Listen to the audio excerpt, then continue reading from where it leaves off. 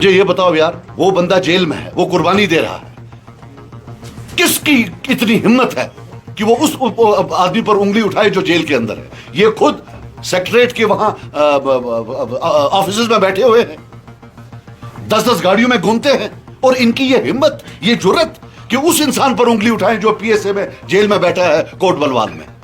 There is a limit to shamelessness. और ये जो इनके मेंबर परसों वहां एहतजाज कर रहे थे असेंबली में, वो ड्रामा था? आप बताइए ना प्लीज, इन्हें एहतजाज किया परसों या नहीं? वो जो प्लेकार्ड लेकर बैठे थे वो क्या था? मतलब 2 दिन पहले महराज मलिक साहब एक हीरो थे और आज जीरो हो गए। ये है नेशनल कॉन्फ्रेंस। नेशनल कॉन्फ्रेंस वालों को ये बता दूं कि वो पीएसए में अंदर हैं, पीएसए लाने वाले आप, हजारों लोगों को पीएसए में डालने वाले आप। आपको क्या पता है जेल क्या होती है? आपको जब बंद रखा 2019 में, हम तो सब होटल में थे। आपको क्या पता कोट बलवाल क्या होता है? आपने तो लोगों को वहां भेजा है, कभी बैठा नहीं है वहां। ये महराज मलिक जानता है कोट बलवाल में बैठना क्या होता है। और ये इनकी ये जुर्रत कि उस पर उंगली उठाए। एक होता है शर्म, दूसरा होता है बेशर्मी। हर बेशर्मी की हद पार हुई है। How can they accuse him? वो तो जेल में है बेचारा। आप खुद 10-10 गाड़ियों के काफिले में घूम रहे हैं, अय्याशी की जिंदगी जो है बिता रहे हैं, and you have the nerve to accuse a person जिसको जो है होम मिनिस्ट्री है जे की, जो हमारे हाथ में नहीं है, उन्होंने पीएसए में उसको बंद रखा। आप रो रहे थे पिछले 4 महीने से, 3 महीने से, तो सब झूठ था। फिर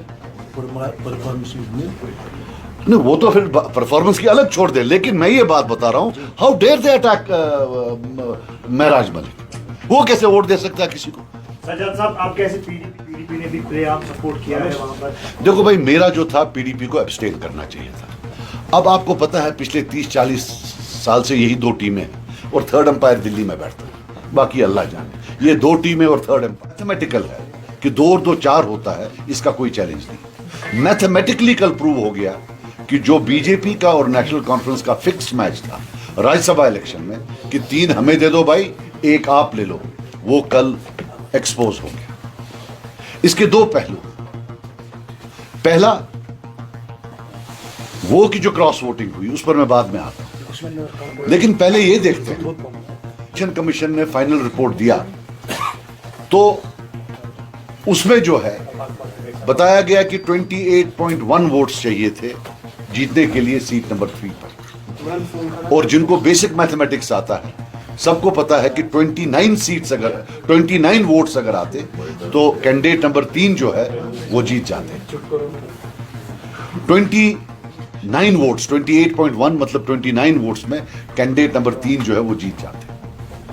लेकिन इन्होंने कैंडिडेट नंबर 3 को 31 वोट डाले, नेशनल कॉन्फ्रेंस वाले।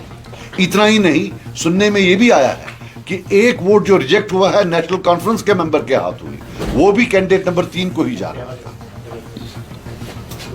मानना यह है मेरा कि अगर ये उनको 29 डाल देते और 28 जो है वो बीजेपी के पास थे, हो गया 57, तो फिर भी 30 वोट इनके पास बढ़ते थे। आप समझे मेरी बात? फिर 30 बचते थे। अगर ये 30 देते कैंडिडेट नंबर 3 को तो 29 बचते थे। यह भी सच है कि टाई में भी नेशनल कॉन्फ्रेंस ही जीत जाती।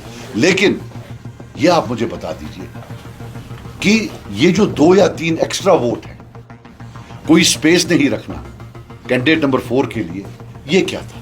यह हो गया पहला पहलू कि इन्होंने खुद ही ऐसे वोटिंग की कि अगर क्रॉस वोटिंग नहीं होती फिर भी जो है कैंडिडेट नंबर 4 जो है उसको हारना था, उनको हारना था। नंबर 2, ये क्रॉस वोटिंग की किसने? मैं तो शुक्र हूं, मानता हूं अल्लाह ताला का कि इसी कमरे से मैंने अनाउंस किया कि मैं एब्सटेन करूंगा, वरना आप लोग भी मीडिया के लोग हैं, दिल पर हाथ रखकर कहिए, आज सारी उंगलियां मुझ पर होती। मैं वसूख से कहता हूं, I am saying this on authority, all cross voting has been done by National Conference. सब इन्होंने खुद किया है। अगर कोई आरटीआई है, कोई कोर्ट है, मैं चैलेंज करता हूं, क्योंकि शायद सीरियल नंबर होता है, मुझे पूरा नहीं पता है, शायद सीरियल नंबर होता है, अगर पता करा जा सके तो इनके 4 मेंबरान थे। और